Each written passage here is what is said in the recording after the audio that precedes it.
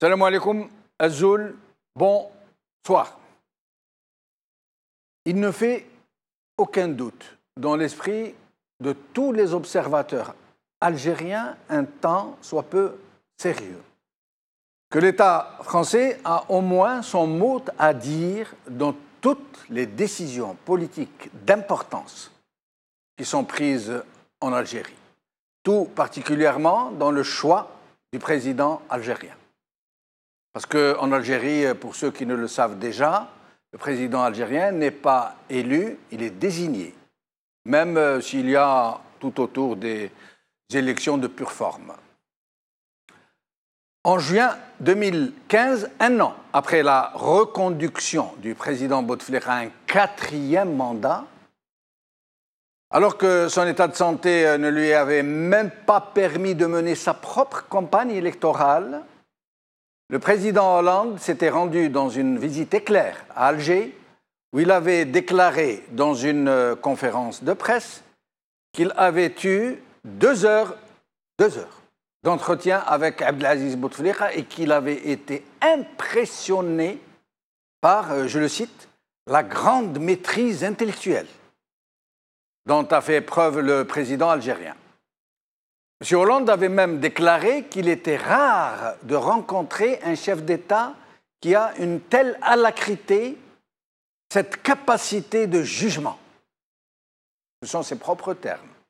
Et que la qualité de la discussion qu'il avait eue avec le président Bouteflika pendant près de 2 heures était particulièrement intense et particulièrement élevée, toujours selon ses propres termes.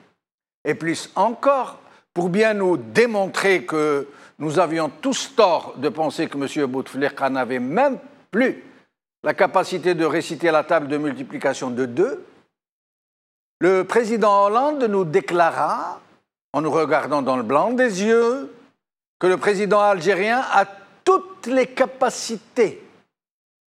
Et il l'a montré, nous dit-il, pour apporter sa sagesse et son jugement pour régler les crises du monde, toujours selon ses propres termes, que j'étais en train de citer. Pourtant, et là où tous les Algériens, y compris ceux qui ne disent rien, mais qui n'en pensent pas moins, c'était dit que le président Hollande voulait leur faire avaler des couleuvres, puisque depuis son AVC en 2013, il était visiblement dans l'incapacité la plus totale de s'exprimer correctement et encore moins de gouverner. Nous allons tout à l'heure regarder, ou plutôt nous allons les regarder maintenant, ces images tournées par une télévision autrichienne, je crois. Vous allez voir que durant son discours d'investiture, M. Bouteflika s'est vu retirer publiquement, devant tout le monde, devant toute l'assistance, les feuillets de son discours qu'il lisait parce qu'il ne récitait pas ce qui lui était dicté dans l'oreillette et qu'il venait de montrer à la face du monde qu'il était totalement déconnecté.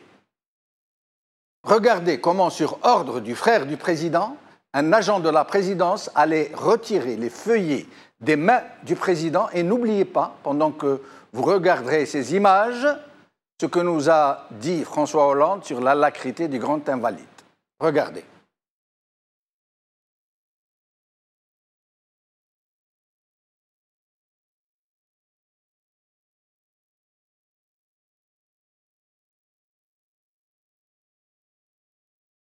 Le président est en train d'envoyer l'agent, et l'agent s'est rendu auprès du président et il lui retire les feuilles du discours. Il lui retire les feuilles du discours les unes après les autres. Voilà. Voilà. Et il part avec les feuillets du discours pour que le président se contente de dire ce qu'il entend dans l'oreillette. Mais il n'y a pas que François Hollande d'avoir tenté de nous faire croire que M. Bouteflika est parfaitement en état de gouverner. De nombreux politiciens français sont venus, les uns après les autres, à la rescousse de cette obstination à nous convaincre que nous ne devrions pas croire nos yeux, nos oreilles, ni le refus du Conseil constitutionnel de demander tout simplement un examen médical du président, ni ce silence de ce président qui ne s'est pas adressé à son peuple pendant plus de 5 ans. Pendant 5 ans, pas un moindre mot à la nation, au peuple algérien, alors que plusieurs personnalités françaises nous déclarent régulièrement s'être entretenues avec lui de sujets très complexes. Et c'est ainsi, dans des conditions juste hallucinantes, que se passa tout le 4e mandat. Durant tout ce 4e mandat, on prêta au président d'avoir nommé, limogé, écrit des lettres, décidé de choses et d'autres, alors qu'il n'adressa pas un seul mot aux Algériens. Alors que les personnalités politiques françaises du plus haut niveau nous affirment très sérieusement et très régulièrement l'avoir rencontré, avoir eu avec lui des entretiens très importants et sur des sujets très complexes, comme je viens de le dire. Dans le même temps qu'il était de notoriété publique que le président Bouteflika n'avait que quelques minutes de lucidité relative par jour. Il n'en fallait pas plus pour les Algériens d'en tirer les conclusions qui s'imposaient d'elles-mêmes. C'est que, dans ce cas, c'est que l'État français avait imposé le 4e mandat de Bouteflika à l'armée algérienne, alors qu'il en connaissait le véritable état de santé, puisque c'est à l'hôpital du Val-de-Grâce qu'il avait été pris en charge après son AVC, et que c'était aux invalides spécialisés dans la prise en charge des traumatismes de guerre que les médecins avaient tenté de lui réapprendre à parler, à prononcer ne serait-ce qu'un tout petit discours de quelques minutes, en vain. Mais contrairement à François Hollande, le président Emmanuel Macron semblait moins enclin à se faire le complice d'une prise d'otage, à tromper le peuple algérien, à bénir un 5e mandat pour un grand invalide dont tout le monde sait que c'est une mafiocratie qui règne en son nom et derrière son portrait. Et Emmanuel Macron semblait d'autant plus hésitant que des voix avaient commencé à se faire entendre en Algérie qui rendent la France responsable de cette prise d'otage. Et M. Macron semblait d'autant plus hésitant que la crise économique en Algérie menace désormais de provoquer une immense explosion populaire qui pourrait se traduire par un véritable tsunami migratoire vers le territoire français. C'est cela, et d'autres considérations aussi, qui semblent avoir provoqué la frilosité de l'État français à l'endroit d'un 5e mandat. C'est cela aussi, cette absence de feu vert qui a, de facto, paralysé toute initiative au sein du régime algérien, qui, à moins de 7 mois des échéances présidentielles, n'a pas encore pu désigner le futur président. Désigner. C'est cela. Cette hésitation du président français à donner sa bénédiction pour un 5e mandat, qui a provoqué la furieuse guerre des clans qui fait rage en ce moment même au sein du régime, cette affaire de cocaïne, cette purge des grands barons militaires et sécuritaires, cette crise institutionnelle qui secoue le Parlement et cette guerre des services. Et c'est tout cela, et plus encore, qui semble avoir poussé le Quai d'Orsay à communiquer ces jours-ci dans ce sens pour confier à certains journalistes algériens et à certains milieux que Paris ne soutient ni mandat ni candidat, pour reprendre ce titre du journal Liberté. À plus forte raison que le livre récent et les déclarations de Bernard Bajolet, ex-ambassadeur de France en Algérie et patron de la DGSE, prêtent à faire croire que c'est le contraire qui est vrai. Mais il ne fait pas de doute que les relations entre les deux pays, qui devraient être aussi des relations entre les deux peuples, sont à leur croisée des chemins. La raison d'État est tout à fait compréhensible, parce qu'il n'y a pas d'état d'âme en termes de relations bilatérales, mais seulement des intérêts. Mais l'intérêt des deux peuples n'est-il pas, justement, dans le souci de ne pas insulter l'avenir, pour ne pas provoquer l'irrémédiable? La raison d'État devrait être raison, d'abord et avant tout. Et en l'occurrence, la raison commande la prudence. Aujourd'hui. Liberté, élection présidentielle d'avril 2019. Paris ne soutient ni mandat ni candidat par Karim Kébir. El Watan, présidentielle de 2019. Paris plaide la non-ingérence par Mustapha Ben Fodil. Monde d'Afrique, Alger. Une guerre souterraine féroce entre services secrets par Nicolas Beau. France-Algérie, le syndrome du binôme, c'est le titre de notre émission d'aujourd'hui. Et pour en parler, j'ai le plaisir de recevoir ici Hassan Hirsch, docteur en sciences économiques. Merci Hassan d'être avec nous. Bonsoir et merci pour l'invitation. Bonsoir aux téléspectateurs. Merci. Badis Khnissa, représentant de Talaya El Hurriyet. Merci Badis Khnissa d'être avec nous. Assalamu alaikum Azzoul et merci encore pour l'invitation. Merci. Avec nous pour la première fois, Samir Ougergouz, qui est avec nous, directeur général de Legal Solutions. Vous avez été conseiller en investissement et créateur de start-up. Effectivement. Ancien juriste pour les Nations Unies à Genève, ancien juriste pour la Fondation africaine pour le droit international à La Haye, aux Pays-Bas, c'est ça. Voilà, merci d'être avec nous. Merci de m'avoir invité. Merci. Et depuis l'Algérie, au téléphone, Borhan Messir, ex-fonctionnaire international à la retraite. J'aimerais qu'on corrige l'intitulé fonctionnaire international à la retraite. Borhan Messir, merci d'être des nôtres. Bonsoir, M. Benchino. Bonsoir à vos invités et à tous les téléspectateurs. Merci. Alors, Hassan Hirsch, voilà, donc, Liberté, par la plume de Karim Kébir, nous apprend, je cite, hein, pour notre source, il dit qu'il a fait une rencontre ici à Paris, très probablement au Quai d'Orsay, mais qui ne cite pas, il dit, pour notre source, Paris ne soutient ni mandat ni candidat. Il ne prend pas position pour un pays même aussi proche que l'Algérie. El Watan, à travers la plume de Mustapha Ben Fodil, dit à peu près la même chose. Quasiment la même chose. Ce qui suppose que ça a été repris tel que. Il dit « On ne soutient pas de mandat comme on ne soutient pas de candidat. On ne prend de position sur aucune élection d'aucun pays étranger, fût-il aussi proche que l'Algérie. Cela relève du choix des Algériens. » ont tenu à préciser nos sources. Lui aussi ne précise pas, lui non plus ne précise pas. Et donc, selon Karim Kébir toujours, en croire des sources diplomatiques françaises avec lesquelles nous avons échangé à Paris, en compagnie de nombreux confrères de la presse nationale dans le cadre d'un programme du ministère français des Affaires étrangères, la France n'a aucunement l'intention de peser sur le prochain scrutin dont l'un des enjeux est la succession du président Bouteflika ou sa reconduction pour un 5e mandat dans un contexte où le chef de l'État est fortement diminué. D'après vous, Hassan, est-ce un signal qu'on voit enfin M. Macron, qui semblait tergiverser, pour nous dire qu'il ne s'impliquera pas comme s'est impliqué François Hollande?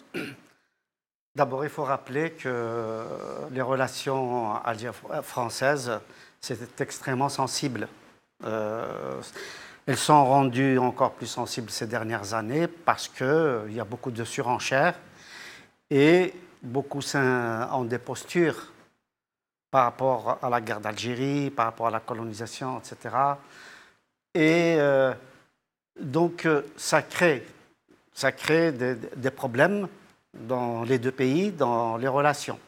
Et puis, c'est une relation déséquilibrée. D'un côté, on recherche les intérêts supérieurs du pays concerné, en l'occurrence la France. Les dirigeants de ce pays-là cherchent seulement à sauvegarder leurs intérêts. De l'autre côté, c'est la raison d'État. De notre côté, c'est des intérêts très étroits. C'est même pas ça, malheureusement. De l'autre côté, c'est la susceptibilité. C'est un peu l'infantilisme politique. C'est-à-dire, on prend toujours une remarque comme une attaque, un peu à la manière de ce que décrit Eric Berne, le psychanalyste, le psychiatre américain, où on réagit par la partie enfant. La partie enfant, donc la susceptibilité, la triche, le détournement, etc. On ne fait pas face au problème. Et donc, manque d'objectivité, manque de rationalité, manque d'anticipation, manque de perspective, etc. Et justement, dans ce cadre, est-ce que cette déclaration, entre guillemets déclaration, hein, ce message qui est envoyé de façon quasi subliminale, est-ce qu'il ne risque pas de provoquer des réactions du côté régime algérien, comme vous êtes en train de le décrire de façon très infantiliste, très... Toute déclaration d'un Français officiel, même à la retraite, déclenche là-bas une avalanche de réactions, de susceptibilité, parce qu'encore une fois, j'insiste là-dessus, le dirigeant algérien fonctionne sur l'affect et non pas sur la rationalité, l'objectivité. Il ne voit pas les intérêts supérieurs de l'Algérie, il voit sa place. Il faut qu'il soit aimé, il faut qu'il soit intronisé, il faut qu'on lui montre qu'il est important. Il s'aime. Il n'aime pas le peuple algérien, mais le dirigeant algérien, il s'aime et il voudrait qu'on l'aime. Et c'est pareil par rapport à l'étranger, particulièrement par rapport à la France. Alors maintenant, pour revenir aux déclarations, on peut avoir des lectures différentes. Lorsque vous parlez de binôme dans le titre de votre émission, à laquelle j'ai le plaisir de participer, je pense que vous avez peut-être pas osé utiliser le mot schizophrénie, quoi, en quelque sorte, parce que vraiment, c'est des relations schizophréniques.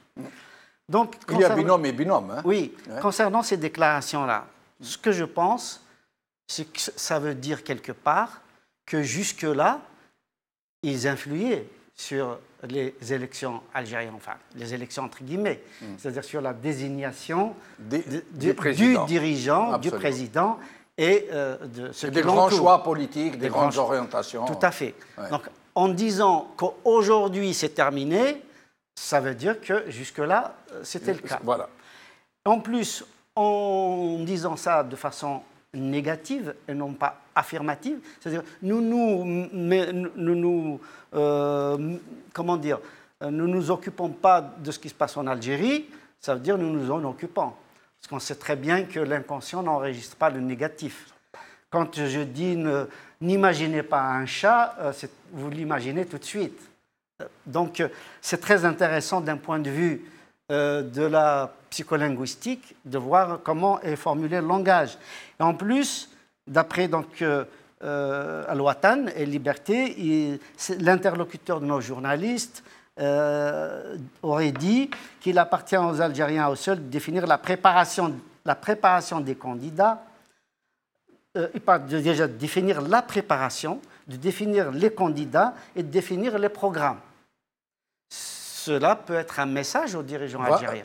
C'est-à-dire que jusque-là, il n'y avait pas de préparation, il n'y avait pas de candidat et il n'y avait pas de programme. Mais c'est un secret polichinelle. Tout le monde sait qu'il n'y a pas d'élection, qu'il n'y a pas de programme, qu'il n'y a pas de préparation. Tout le monde le sait. Et les Français encore plus que tout le monde. Monsieur Benchenouf, on essaie de décortiquer cette réaction, la française. Oui. Est-ce que ce n'est pas une manière pour ces dirigeants-là, pour le Quai d'Orsay, puisque visiblement c'est un haut fonctionnaire du Quai d'Orsay, est-ce que ce n'est pas une manière indirecte de dire aux dirigeants algériens que désormais, il va falloir quand même vous préparer?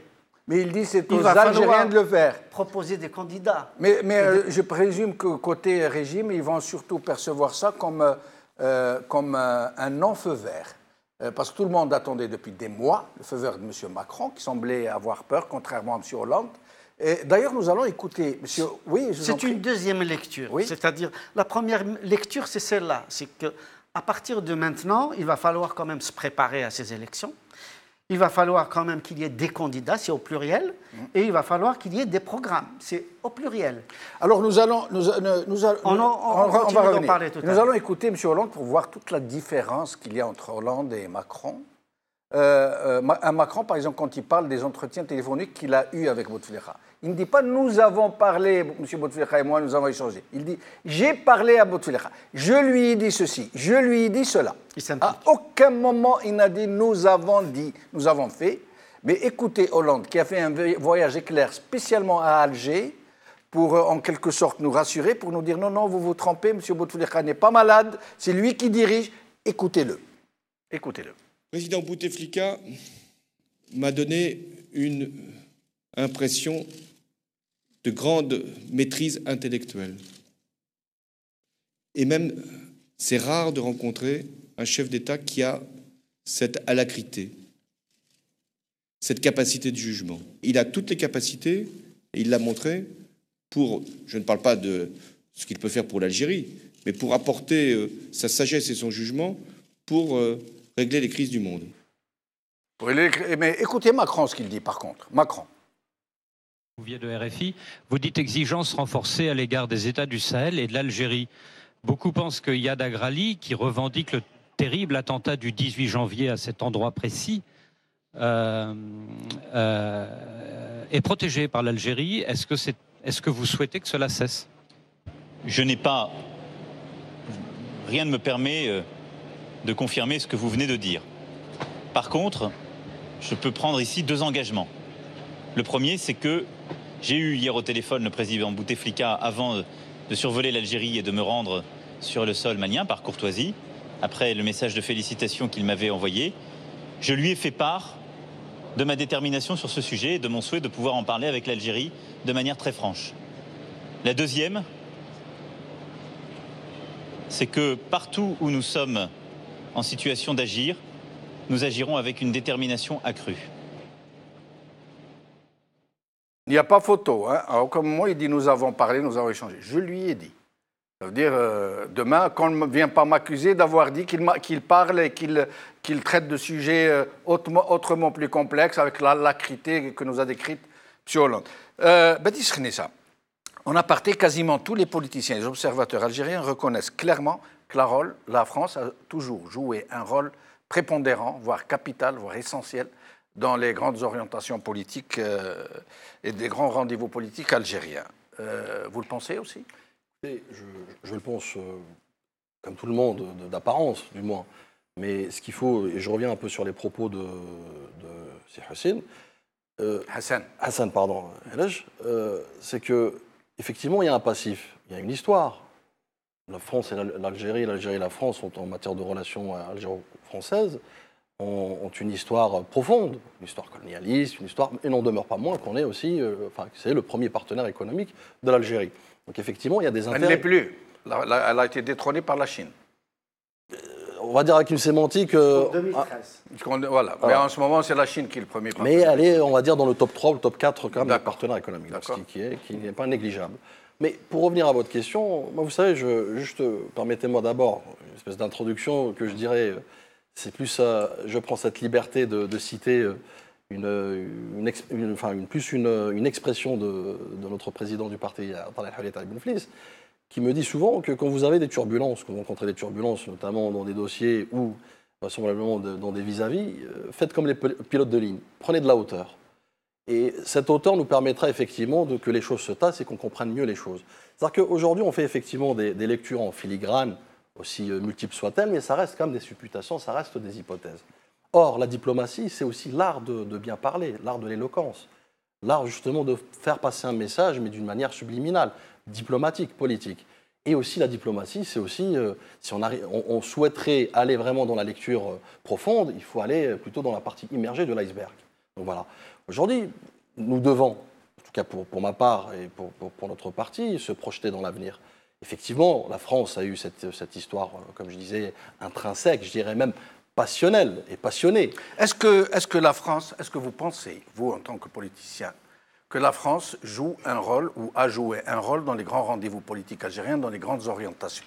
La France, comme tous les autres pays occidentaux, et même orientaux et autres, est un pays partenaire, est un pays qui a effectivement des convergences. Mais on parle de la France, Baptiste Khnessa. Oui, je vous pose une question je claire. parle de la France. Est-ce que la France, parce que c'est la question du jour, j'aimerais que vous y répondiez. J'y viens justement. Non, mais pas de tergiversation, pas de grand... Il faut comprendre la diplomatie. Est-ce que la France joue... Baptiste Khnessa, j'aimerais que vous me répondiez, s'il vous plaît.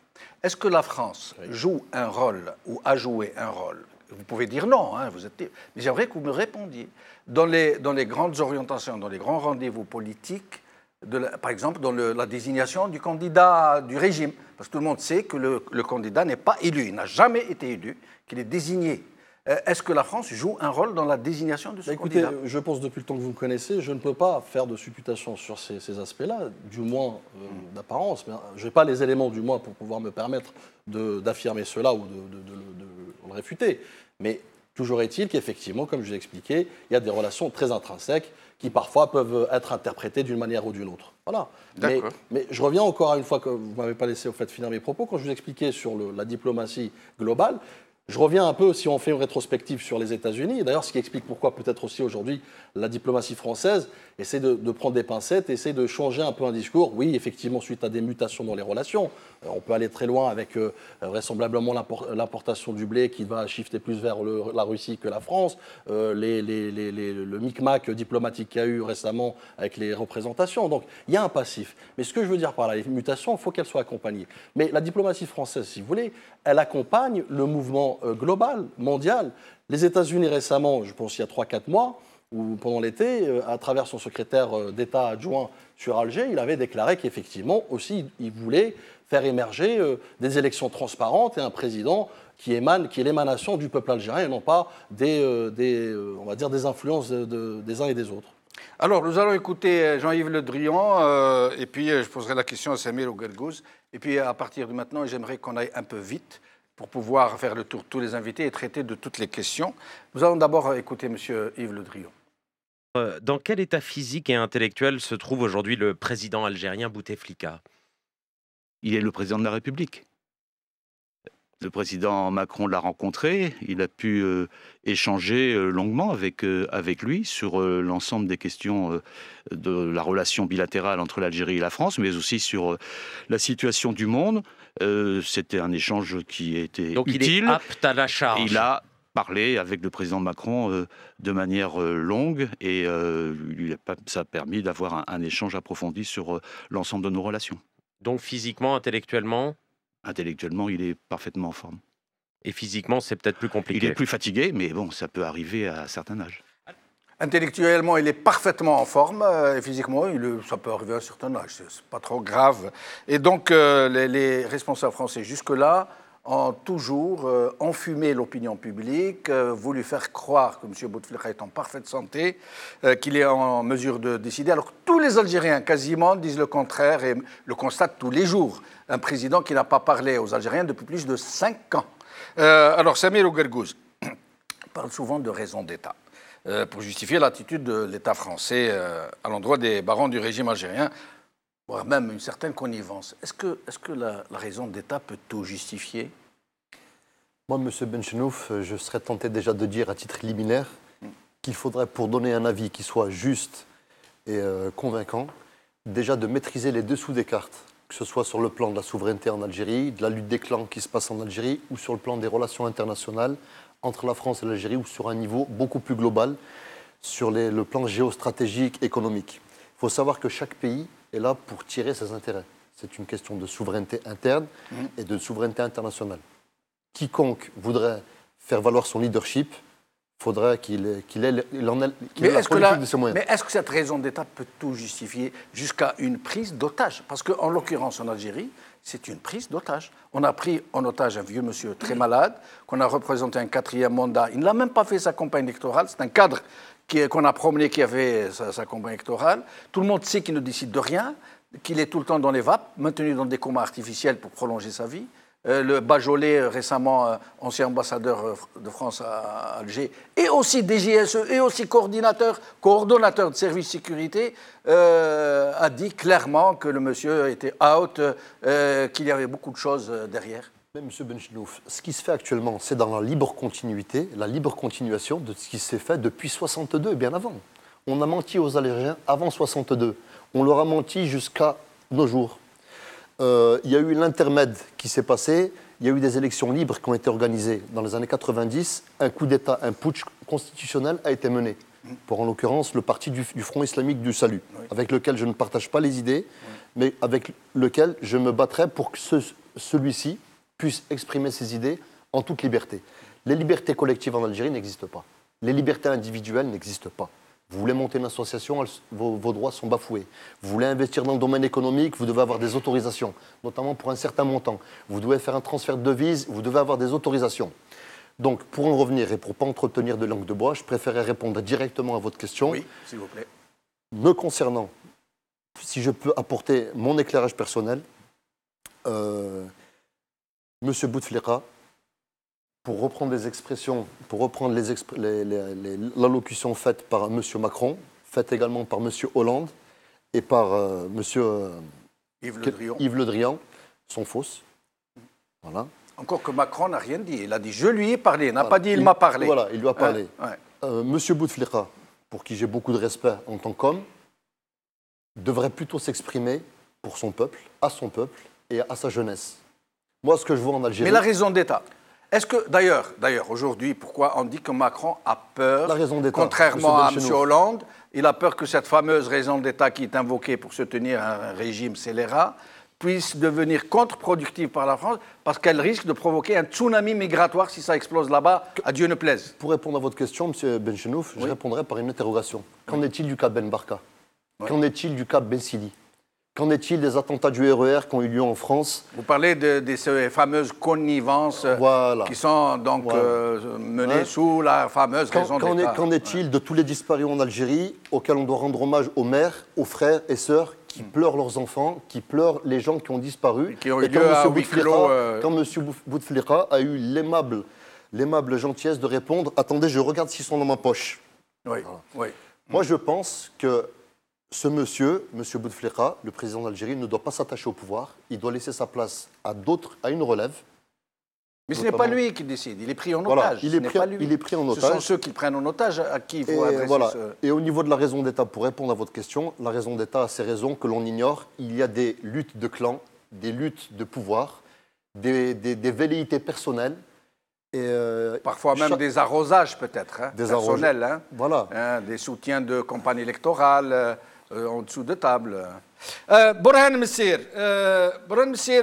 dans son récent ouvrage Le soleil ne se lève plus à l'Est, Bernard Bajolet avait dit que la France regrettait de ne pas avoir apporté son soutien au président Boudiaf. Est-ce à dire que ces regrets signifient que la France s'immisce réellement ou s'est immiscée ou s'immiscée dans les grandes affaires politiques jusqu'à ce point-là? Tout à fait. Il avait même dit pire. Il avait dit que l'Algérie avait même décidé du sort de, quand il y a eu l'arrêt du processus électoral, a décidé du sort de l'Algérie après. Donc, personnellement, quand j'entends ce genre de déclaration, quand des journalistes rapportent que, selon une source, il a été dit que la France ne s'immisce pas dans la politique ou dans le choix du président algérien, personnellement, il m'est très très difficile, pour ne pas dire impossible, de croire à ce genre de déclaration.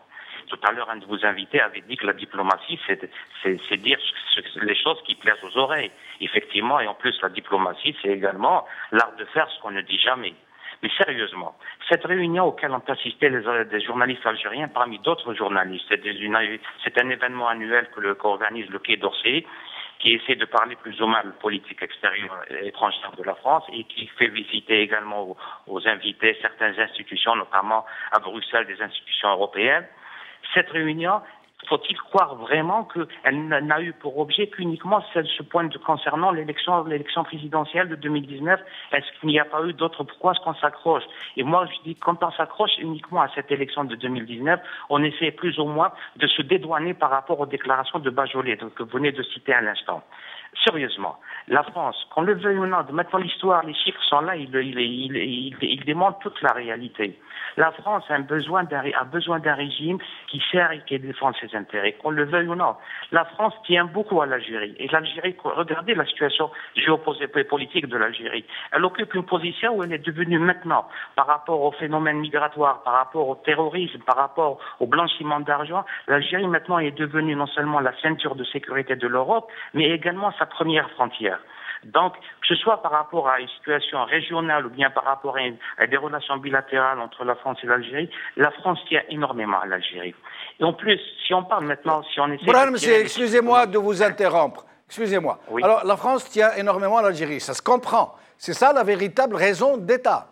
Mais le problème est qu'on a l'impression que la France tient beaucoup au régime algérien, pas à l'Algérie, dont c'est pratiquement quasiment devenu, qui est devenu quasiment une sorte de proconsul français en Algérie, et tout le monde sait que ce régime, je m'excuse d'user de mots très durs, est une véritable mafiocratie. Tout le monde le sait, je n'invente rien. Et c'est la nature même de cette relation. En fait, quand on dit la France tient à l'Algérie, il y a une relation entre la France et l'Algérie, c'est une relation entre un État et un régime. Et en utilisant bien évidemment les richesses d'un pays qui est l'Algérie. Quand on se dit tient à l'Algérie par rapport à ce qu'elle exploite au niveau de l'Algérie. Et c'est vrai que cette relation se limite uniquement d'un État à un régime. Et économiquement parlant, c'est-à-dire, écoutez, quand moi j'ai essayé de voir, je me suis retrouvé avec des chiffres un petit peu effarants. Vous savez qu'il y a actuellement environ 7 millions de Français qui ont un lien direct ou indirect avec l'Algérie, qui vivent actuellement en France, 7 millions d'Algériens. Vous avez les Harkis, vous avez les Pieds Noirs, vous avez leurs familles, vous avez les anciens appelés de la guerre d'Algérie, vous avez les immigrés et les binationaux. Moi, quand j'ai essayé de voir par rapport aux binationaux, vous avez en France actuellement plus de millions de binationaux. Et presque autant ici en Algérie. Vous parlez de Macron. Macron, maintenant, par rapport à cette raison d'État qu'il le veuille. Macron, déjà à l'intérieur, en France, en interne, il a d'énormes problèmes actuellement. Macron est en train maintenant de sauver sa peau déjà en interne. Mais ce qui est sûr, il y a des intérêts, et je ne peux pas être plus royaliste que le roi, il y a des intérêts de la France qui sont sauvegardés par l'intermédiaire de certaines personnes, et dont Bajolé avait parlé, et Bajolé ne s'est pas uniquement limité au fait qu'il n'est pas bien choisi par rapport au fait qu'ils n'ont pas soutenu Boudiaf Allah yarhamou, il a parlé d'autres choses également plus graves.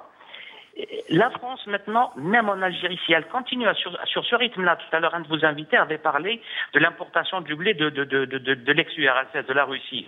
La France, actuellement, vous l'avez dit, est le deuxième partenaire de l'Algérie. Elle est devancée par la Chine et talonnée de très près par l'Italie et l'Espagne. Donc même par rapport à la Méditerranée du Sud, il y a certains pays qui commencent à plus ou moins poser leurs pieds en Algérie. Et la France, rien que par rapport à ces débouchés économiques, parce que la France se doit de s'assurer des débouchés commerciaux, et elle les trouve en Algérie. Regardez la balance entre l'Algérie et la France. La France exporte à peu près pour 6 milliards et demi d'euros vers l'Algérie. Elle importe pour 4 milliards et demi à peu près. Donc déjà, elle n'a rien que par rapport à cette balance, elle a un solde positif de 2 milliards d'euros. Donc rien que par rapport au point de vue et à la situation économique, la France a tout intérêt à garder ce régime, ou du moins à choisir des gens qui servent ses intérêts au sein de ce régime. Mais est-ce que ça ne risque pas, et ce sera ma dernière question pour vous, enfin du moins pour ce tour de micro avant de revenir aux autres invités, est-ce que cette raison d'État que vous invoquez, ces intérêts étriqués, j'allais dire, ne risque pas de devenir contre-productif si demain la situation dégénère en Algérie? Mais écoutez, ça a toujours été comme ça. Vous allez changer un président. Ou bien vous soutenez le 5e mandat, ou bien vous choisissez un autre président qui va vous assurer. Il y aura toujours des facilités, il y aura toujours des priorités, il y aura toujours des privilèges qui seront accordés. Il est clair que par rapport au régime, ou du moins à celui qui sera maintenant président en avril 2019, il aura des assurances non seulement par rapport à ce pays, par rapport à la France, et par rapport à d'autres pays. Donc, il y aura toujours entre guillemets, des engagements ou bien des facilités qui seront données à ce régime pour pouvoir plus ou moins calmer la situation et essayer de gérer le temps, et comme ça a été le cas depuis maintenant au moins 1992. Restez avec nous, Brahim Messir. Alors, dernier tour de micro, je demanderai à mes invités d'être assez brefs pour pouvoir... Hassan Hersh, est-ce que ce message que vient d'envoyer la diplomatie, pour le moment, la diplomatie française, au régime algérien, qu'elle ne va pas s'immiscer dans le 5e mandat, qu'elle ne va pas s'immiscer dans les élections présidentielles, qu'elle laisse le choix aux Algériens, comme vous le dites si bien, et même qu'elle suggère de démocratiser davantage. Est-ce que cela ne va pas provoquer une certaine humeur, voire peut-être même des mesures de rétorsion contre la France, de la part du régime algérien? Je crois que le régime algérien n'a plus les moyens de ces fâcheries. Parce que c'est un régime qui est aux abois, qui est en difficulté. On voit ce qui se passe à l'intérieur de ce régime-là, avec le limogeage d'officiers supérieurs, de hauts cadres de l'État. On voit bien la crise à la PN, au Parlement algérien. On voit véritablement qu'il y a une crise politique au sein du pays. Donc ça, c'est un premier point. Deuxième point, c'est que concernant les réactions aussi bien du président Hollande que du président Macron, il n'appartient pas à la France ni à un autre pays, comment dire, de juger de l'état de santé du président algérien. Il n'appartient pas de contredire, il ne leur appartient pas de contredire les dirigeants algériens eux-mêmes. Mais d'un autre côté, il ne leur appartient pas d'apporter une caution à un régime qui a pris un président en otage. En assurant la main sur le cœur que le président se porte très bien et qu'il leur a parlé. C'est tout à fait juste. On voit bien, comme l'a souligné Boran Messir, la France, comme tout autre pays qui a des rapports privilégiés avec l'Algérie, des rapports économiques, des rapports politiques, stratégiques, etc., il marche sur les œufs. Encore une fois, nous avons un régime qui, pour un oui ou pour un non, peut se fâcher, créer une crise, un écran de fumée, etc. Il le fait par rapport à son propre peuple et il le fait évidemment par rapport à la France, particulièrement au Maroc, qui est notre voisin immédiat, avec qui on a des problèmes de frontières, avec le problème du Sahara occidental, etc. On est dans un contexte extrêmement difficile. L'Algérie a 6300 km de frontières et toutes ces frontières-là sont instables aujourd'hui. Ouais. Donc, c'est vrai qu'aujourd'hui, les Algériens affrontent une situation inédite, mais peut-être une dernière phrase avant que vous changiez de sujet. De mon point de vue, personnellement, je pense qu'avant l'arrivée de Bouteflika, la France pesait sans doute beaucoup plus sur l'échiquier politique algérien. Mais que depuis l'arrivée de Bouteflika, c'est plus les pays du Moyen-Orient, et particulièrement l'Arabie saoudite, qui dicte sa loi. On a vu comment vous pensez vraiment? Oui, je le pense vraiment. Il y a beaucoup de signes. On voit par exemple comment le régime algérien s'excuse pour une simple banderole qui a été déployée dans un petit stade dans l'Est algérien, Nila.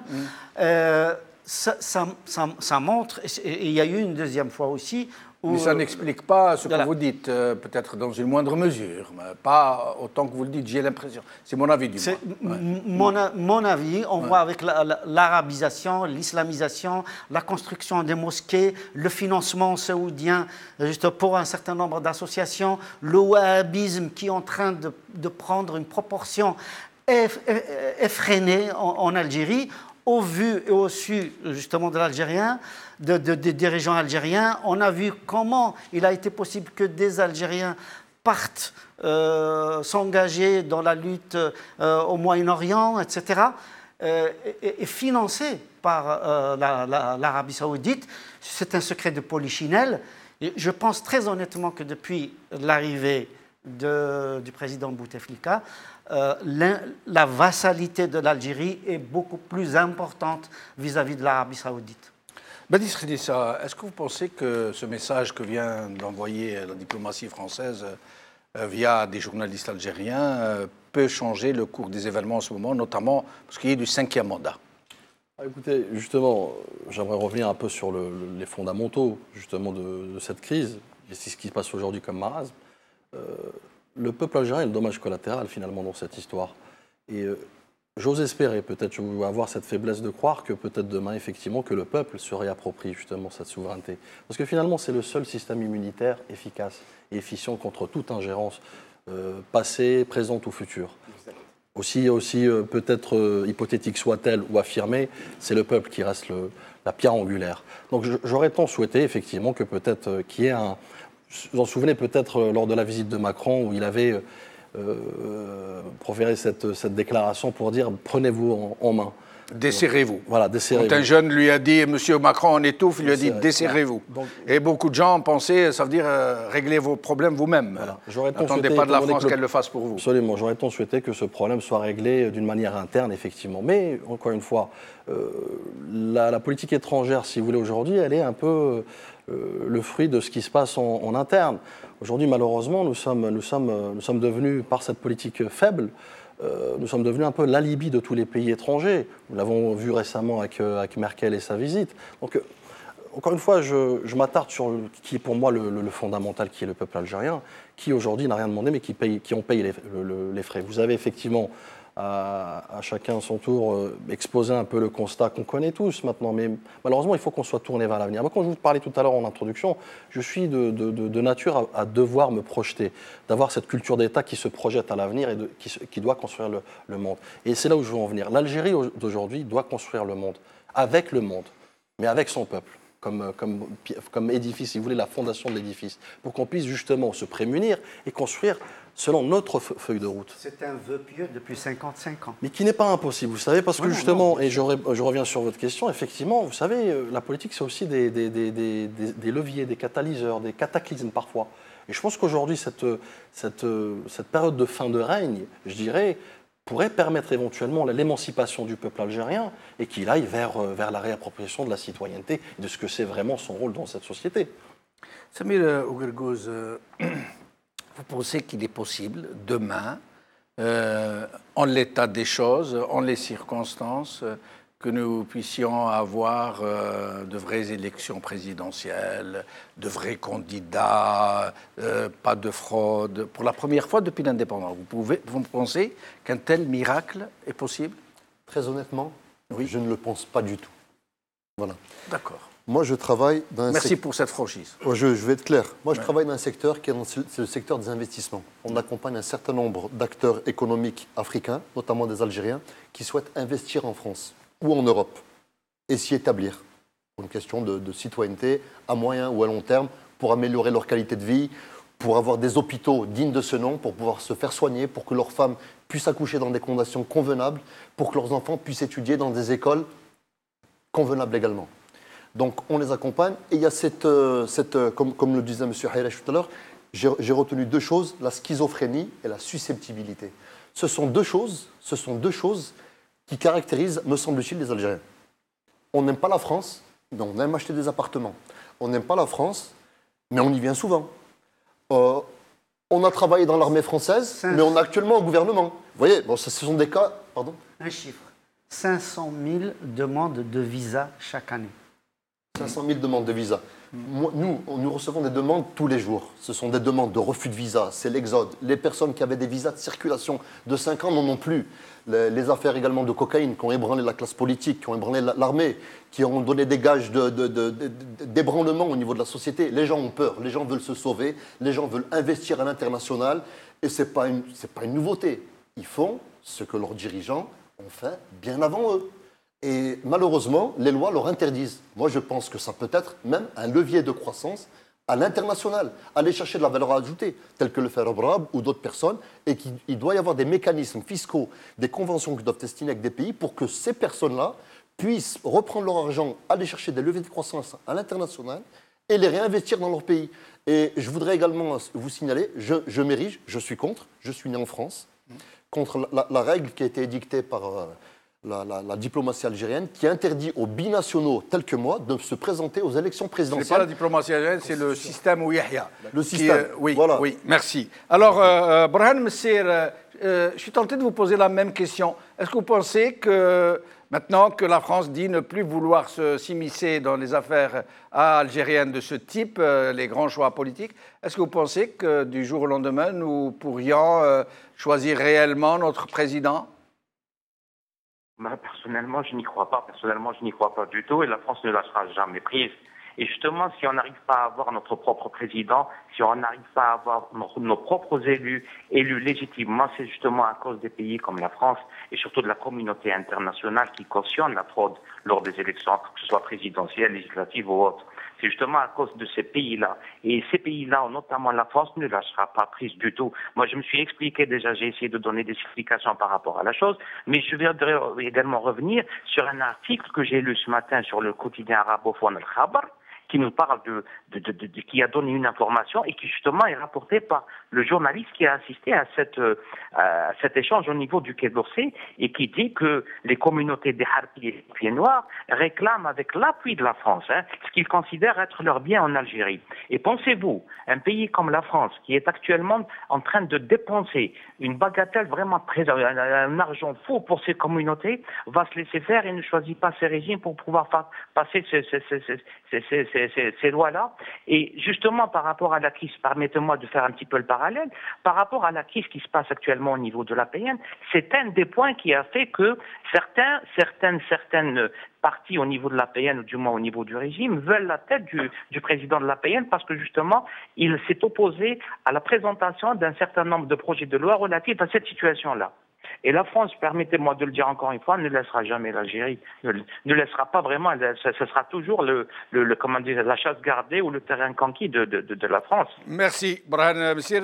Restez avec nous. Nous allons vous passer quelques images. Hassan, j'aimerais que vous attachiez votre ceinture, même si vous connaissez ces images.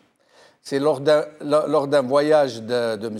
Hollande à Alger. Il a été reçu par M. Bouteflika, qui l'a amené à sa ville natale, à Tlemcen. Et on lui a fait écouter une chanson qui a été composée, nous dit-on, par le Wali de l'époque. Et vous allez voir ce qu'indigénat veut dire. Écoutez.